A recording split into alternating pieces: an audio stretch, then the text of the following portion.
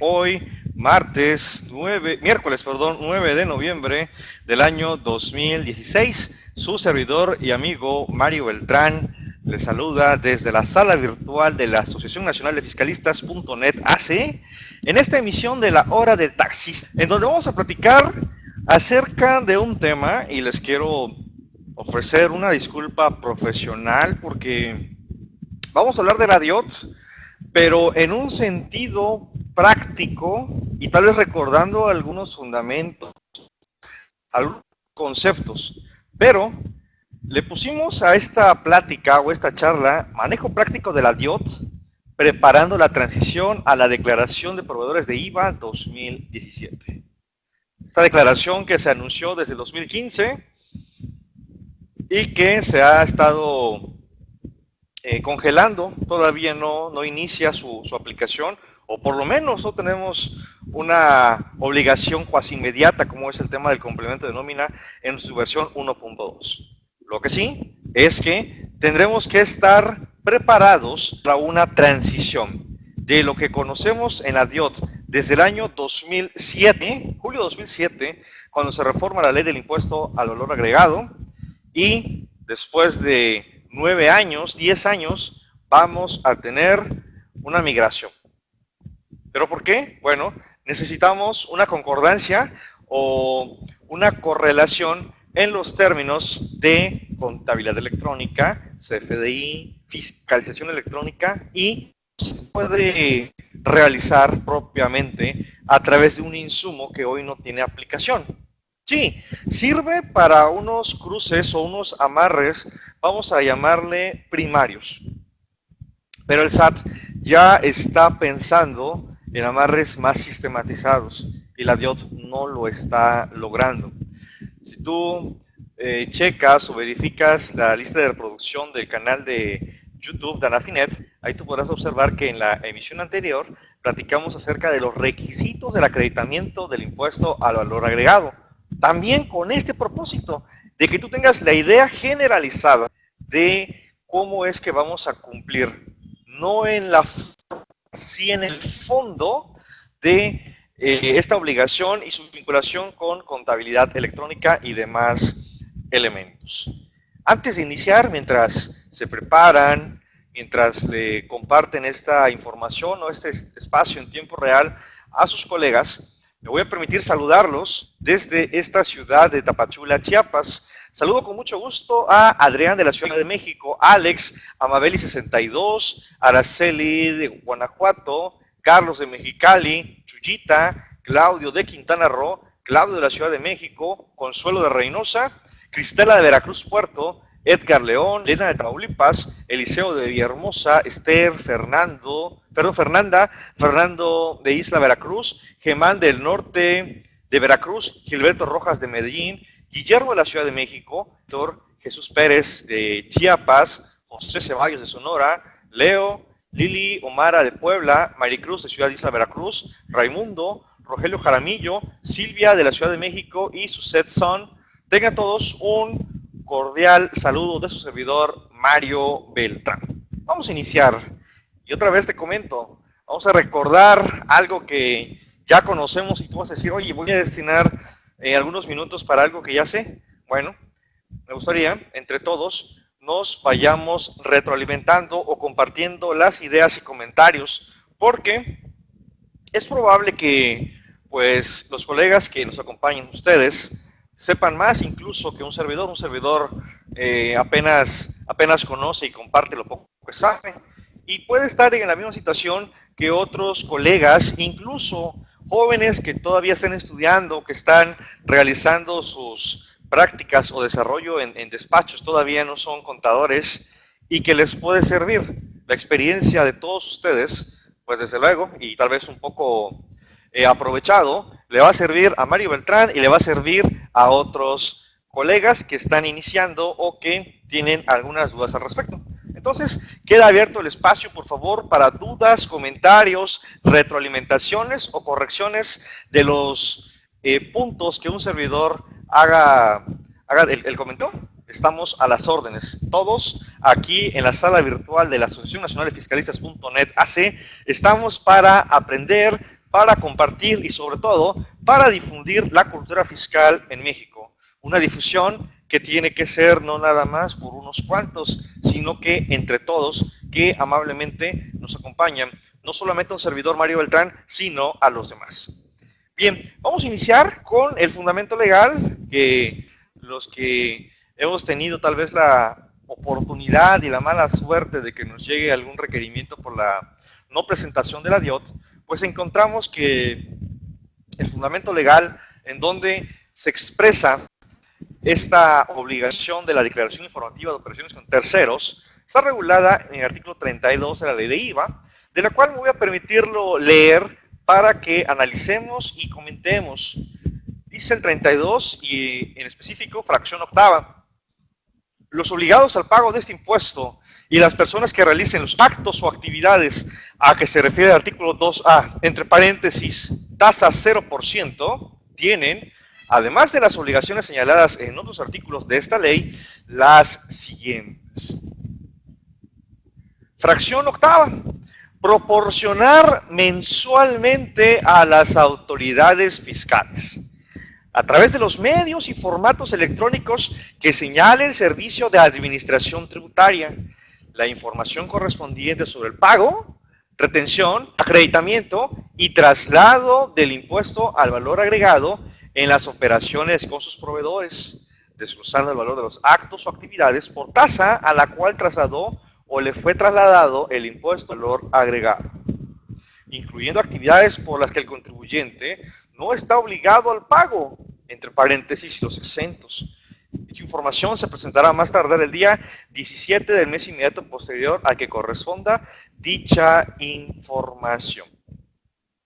Pareciera que es una fracción fácil, una fracción sencilla, pero en lo personal o en lo particular he visto algunas dudas y no sé si ustedes también las han visto y si las quieren compartir igual para que entre todos consolidemos el conocimiento, en donde muchos dicen, o la discusión está en lo siguiente: tengo 50 XML, 50 operaciones con proveedores de bienes, servicios o del otorgamiento del uso o goce temporal de bienes, muebles o inmuebles, pero de esos 50, solamente 40 están efectivamente pagados.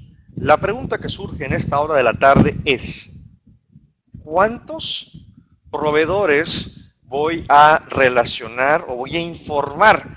Porque esta es una informativa. ¿Los 50 que están en el repositorio o los 40 que están efectivamente pagados y que en consecuencia, con base al artículo 5, fracción tercera, si no mal recuerdo, están efectivamente pagados en el mes de octubre de 2016, que voy a presentar esta informativa de operaciones con terceros en el mes de noviembre? ¿Cuántos, estimados colegas? ¿50 de repositorio o 40 pagados que tienen efectos de acreditamiento para efectos del IVA? ¿Qué opinión les merecen? Dice Claudio de la Ciudad de México, muchas gracias Claudio por tu comentario, los pagados, o sea, los 40. Chuyita, Silvia, Leo, ¿correcto? Coincidimos todos en ello, porque acá la misma expresión, Araceli, muchas gracias por su comentario, habla del pago, la retención o el acreditamiento y el traslado del impuesto al valor agregado. Recordemos que el IVA, en lo general, está con base al flujo de efectivo. Claro, con las excepciones o el tratamiento específico que regula el artículo 1B de la ley del impuesto al valor agregado. Y su causación o su traslado está en función a esos momentos que establece el artículo 1B de la ley de IVA. Por excelencia es el pago, lo efectivamente cobrado y lo efectivamente pagado. De modo que si tengo 50 XML recibidos que implican operaciones con proveedores, coloquialmente el arrendamiento, yo tendría que verificar cuáles están efectivamente pagados. ¿Por qué? Porque los XML que representen el pago, o sea, los 40, tendrían que coincidir perfectamente con dos elementos actuales. Uno, contabilidad electrónica. en los dígitos agrupadores, si no me recuerdo es el 119, de IVA acreditable efectivamente pagado y con pago referenciado, IVA acreditable. Partiendo de esta premisa, observa, y no debemos de perder de vista, que la DIOT y próximamente la DPIVA buscará, y no lo conocemos, pero me atrevo a señalarlo, buscará con mayor precisión el tema del acreditamiento del impuesto al valor agregado. La retención, veíamos en el artículo 1A los diferentes supuestos o las diferentes hipótesis de retención. Pero es retención, ¿para qué? Para que yo se le entere al SAT.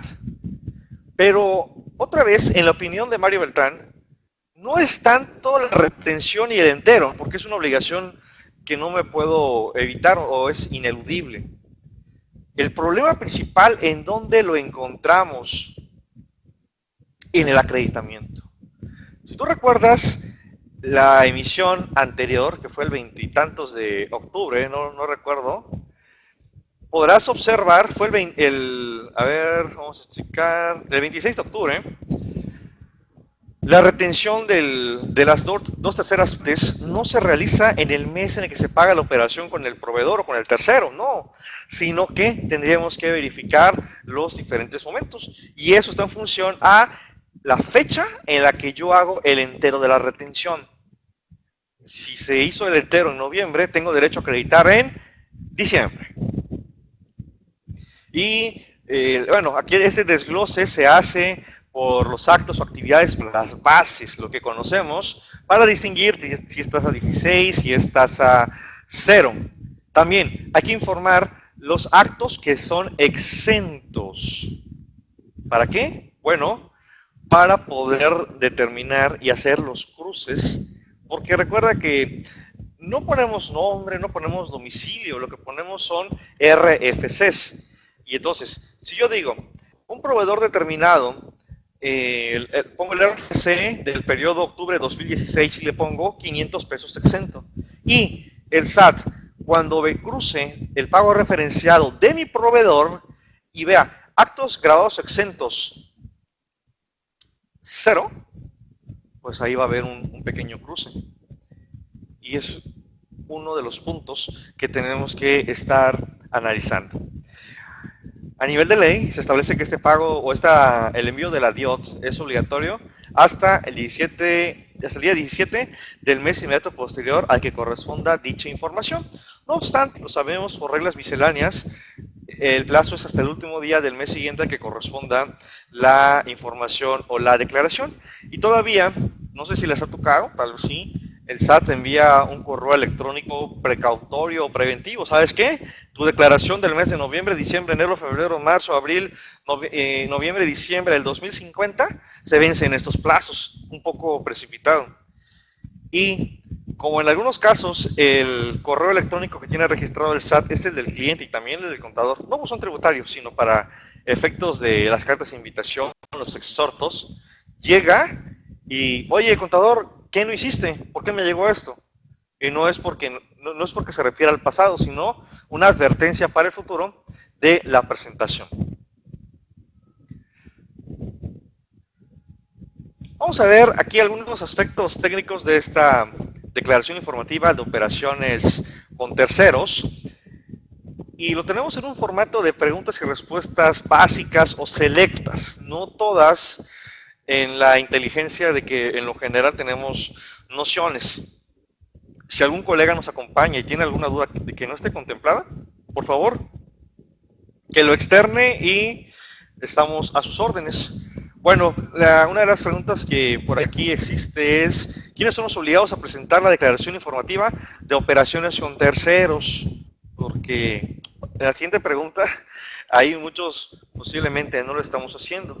Bueno, es notorio que son las personas físicas y las personas morales que realicen actos o actividades grabados por la ley de IVA o que tengan registrada la clave de la obligación fiscal correspondiente al IVA. Mucho cuidado. Solamente desde el punto de vista práctico, porque igual he visto a los colegas que cuando alguien hace ese tipo de preguntas le dicen, revisa tu guía de obligaciones. Bueno, como un proceso simplificado. Pero si nos vamos a la ley, si yo estoy obligado al pago del IVA por enajenación de bienes, prestación de servicios, otorgamiento del uso goce temporal de bienes o la importación, y no estoy comprendido en las excepciones para el no pago del impuesto o la exención como tal, entonces estoy obligado. Oye, ¿qué es lo que voy a declarar? Bueno, nada, pero le vas a poner declaración sin operaciones como una parte fundamental. Viene otra pregunta. ¿Las personas morales del título tercero de la ley de renta deben presentar esta declaración informativa de operaciones con terceros? Bueno, observa, si estás en ese supuesto, lo recomendamos.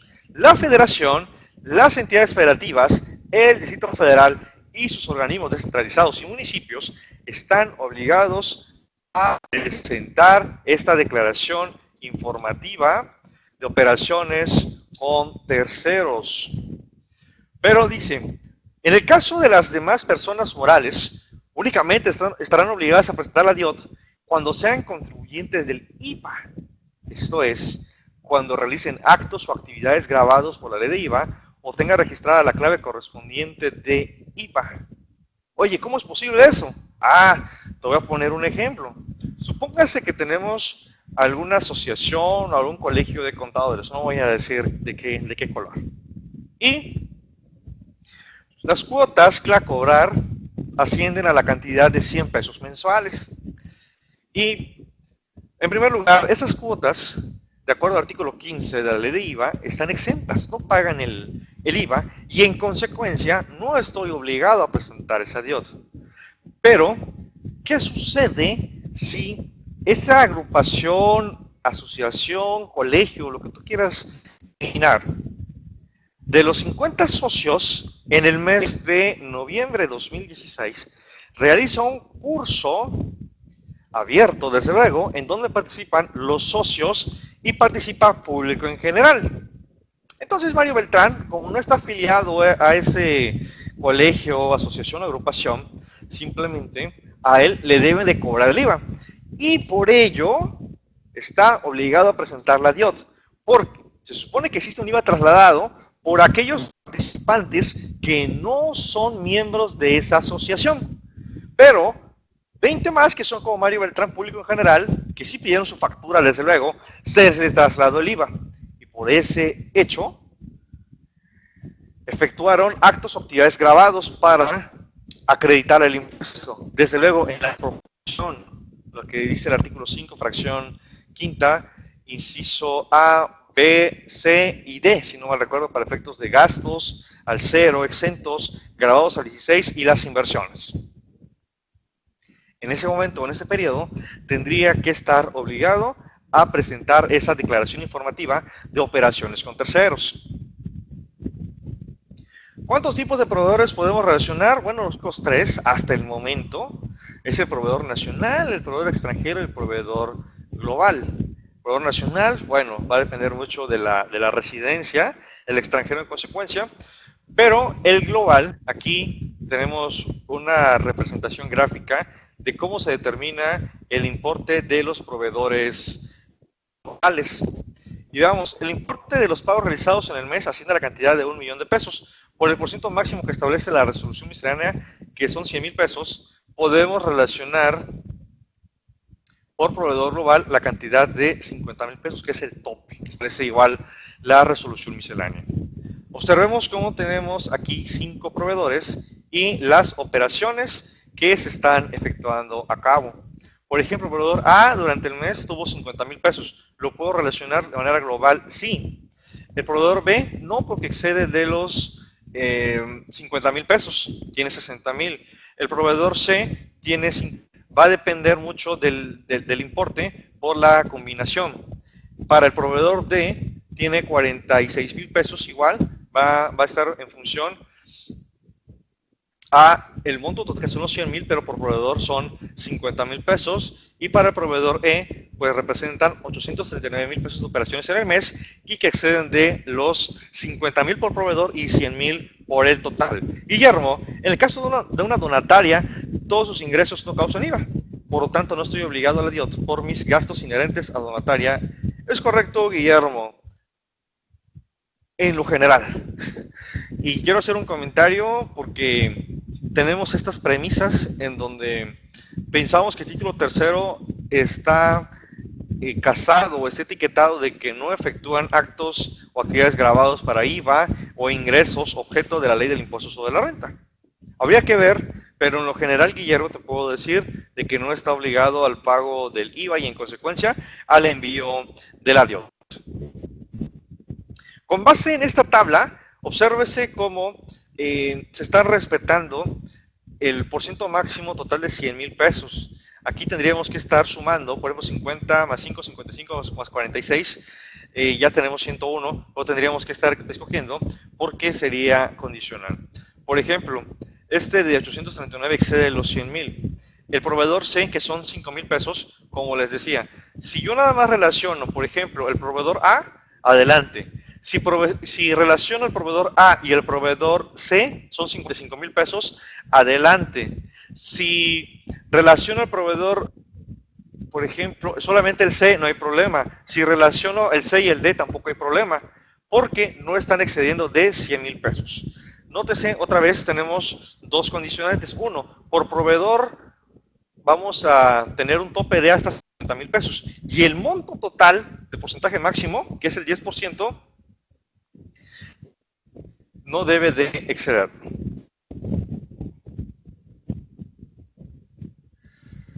Otra de las preguntas que tenemos por acá, ¿se debe de informar la totalidad de las operaciones con proveedores o hay un mínimo que reportar?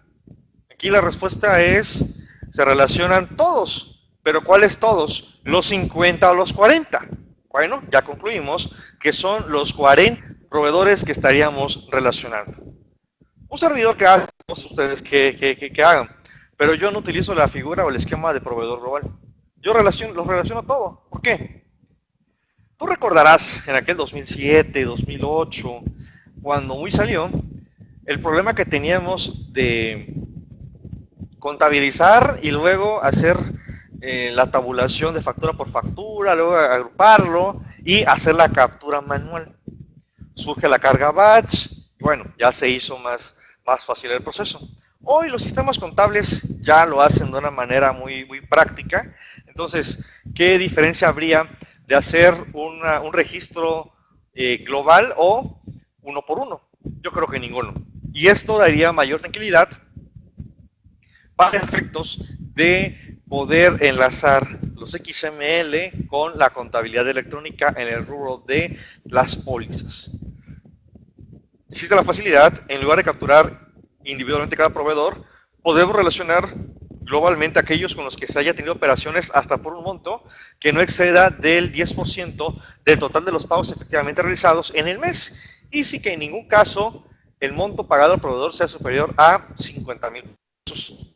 ¿Ve? Tenemos el 10% de la totalidad de los pagos y que cada proveedor no exceda de 50,000 pesos.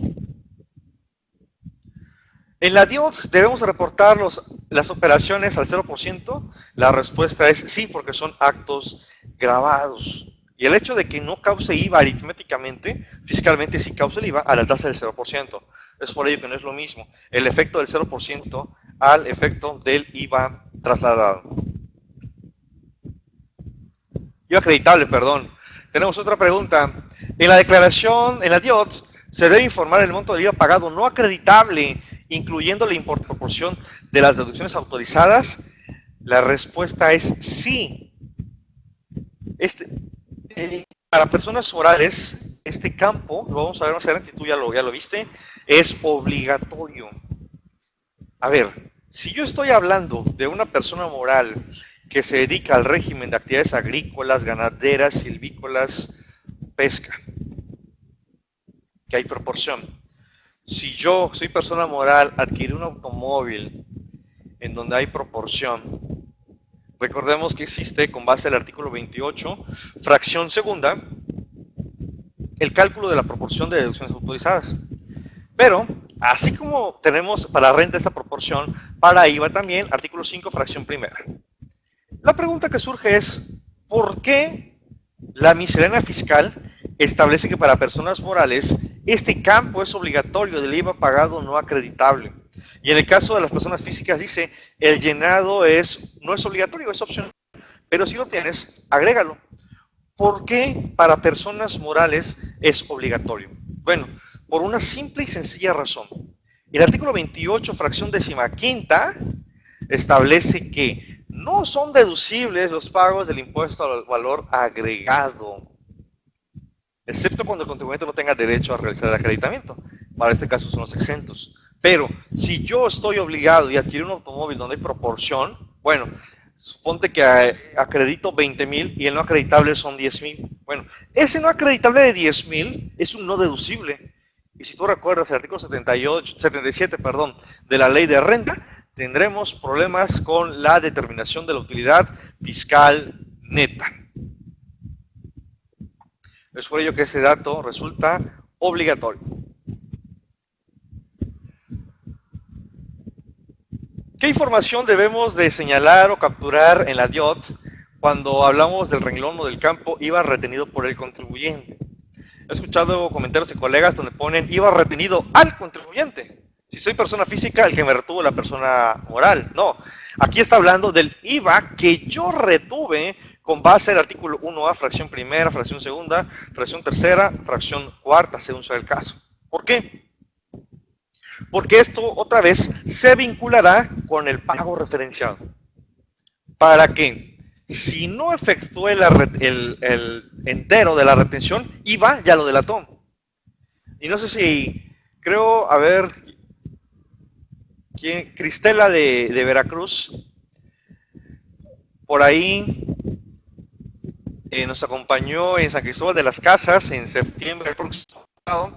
Y cuando hablamos de las revisiones electrónicas, por ahí mostramos un pequeño ejemplo de cómo serían esas observaciones, y ahí decía más o menos la redacción de la observación por parte de la autoridad en materia de revisiones electrónicas. Se ha observado que en su declaración de pago referenciado manifestó la obligación de pago de 300 pesos, pero en la declaración informativa de operación con terceros, el IVA retenido indica 500, debe 200 pesos. Esto otra vez con el cruce. Y si le agregamos contabilidad electrónica con los abonos de los dígitos agrupadores, imagínate a dónde estaríamos llegando con estos cruces de información. ¿Qué sanción o cuál es el importe de la multa por no presentar la DIOT? Bueno, montos históricos, habría que ver la actualización para 2016, de 9,000 a 18,000 pesos por no presentar la información en los medios, formatos y plazos, o presentarla incompletamente o con errores. Hasta el momento no creo que a alguien le hayan multado por presentar la DIOT con errores o incompleta. La única sanción que se ha establecido es propiamente la no presentación. Pero a mí la verdad no me preocuparía tanto la sanción por no presentar la declaración, sino qué es lo que estamos enviando. Parte de la tendencia o la era que estamos viviendo es que estamos suministrando insumos a la autoridad fiscal para que pueda generar información susceptible de revisiones electrónicas. Si tú pones otra cosa al pago referenciado diferente a la DIOT, créeme que ahí vamos a tener problemas. Aspectos prácticos. Este formato, bueno, pues tú ya lo conoces. Aquí cuando hablamos de si la presentamos con datos es porque hay información, o sin operaciones es que tengo la obligación pero no tengo IVA acreditable o no acredité. Tipo de declaración normal o complementaria según sea el caso, la periodicidad que es mensual, incluso la nueva versión ya trae que si es bimestral, semestral, pero recordemos que el 32 fracción octava habla de un envío mensual. Otra de las dudas que por ahí nos han estado consultando es el tema del sector primario. Ya ven que ellos presentan sus declaraciones de ISR y de IVA de manera semestral. Pero la pregunta oye, la DIOT, la pregunta semestral, no. Tú tienes que presentar 6 DIOTs en el plazo que presentes la declaración informativa de operaciones con terceros. Tipo de tercero, ya veíamos proveedor nacional, proveedor extranjero, proveedor global, el tipo de operación si es servicios independientes, otorgamiento del uso goce temporal de bienes o la importación u otro, según sea el caso. El RFC, bueno, tenemos que verificar muy bien la captura porque será una fuente de información por parte de la autoridad fiscal. Y acá vamos a comentar, tal vez has tenido esa situación, información del impuesto al valor agregado. Recuerdas que la fracción octava del 32 decía que se tendría que distinguir las bases para efectos del IVA, si es 15 o 16, si es 15%, si es 15 o 16, si es 10 u 11. Pero observa, ¿por qué el 15%? Bueno, porque pueden existir contribuyentes que antes del aumento porcentual, es una del 2010, si no mal recuerdo, ya ven que teníamos tasa 10 y tasa 15, bueno, requieran presentar alguna declaración complementaria o una declaración normal. Pero lo que ahora nos está abordando es la tasa del 16%. Pero observemos que tenemos acá, monto del IVA pagado no acreditable a la tasa del 15 o 16%, correspondiente a la proporción de las deducciones autorizadas. Acá es donde las personas morales tienen esta obligación de presentar este campo con base en la resolución miscelánea fiscal. Déjenme localizo la regla para compartírselas. Continuamos. Valor de los actos actividades pagados a la tasa del 10 u 11. Aquí en región fronteriza teníamos el 10 y luego subió al 11. Puede ser de los años del 2012 del 2011 al 2014. Y ya ven que luego en el 2014 subió a la tasa general del 16. Por otra parte tenemos monto del IVA pagado no acreditable a la tasa del 10 u 11%, mismo 6. Valor de los actos o actividades pagados en la importación de bienes y servicios a la tasa de 15 o 16%. Esto como parte de las operaciones que nosotros podemos llevar a cabo tratándose de la importación de bienes o servicios. Y también tenemos el monto del IVA pagado no acreditable en la importación, igual tasa 15 o tasa 16. Obsérvese cómo está regulando de manera fehaciente este tema de la proporción del IVA acreditable. Y aquí tenemos un resumen.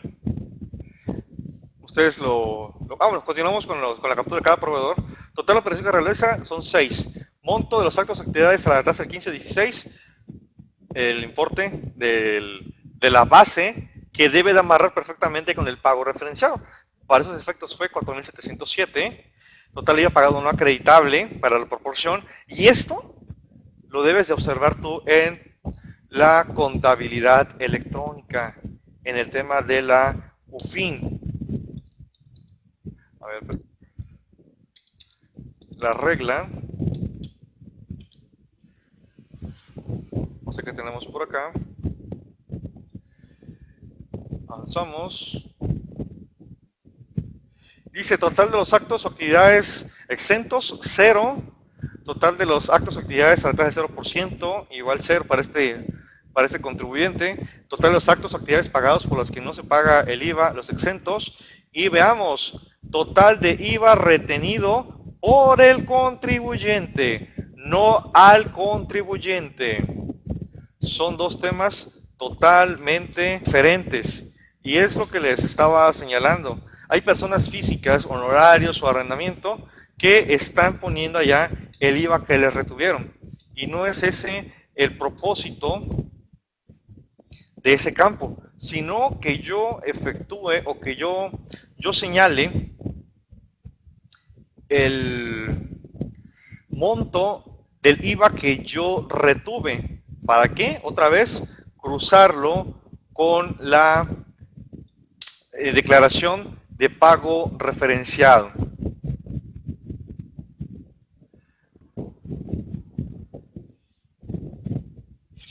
Y bien, estimados colegas, estamos llegando al final de esta emisión.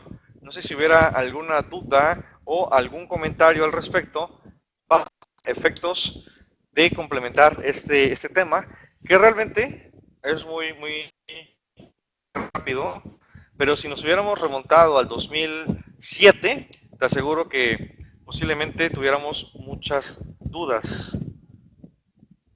De lo comentado, alguna duda, algún comentario que quisieran que compartiéramos, estamos a sus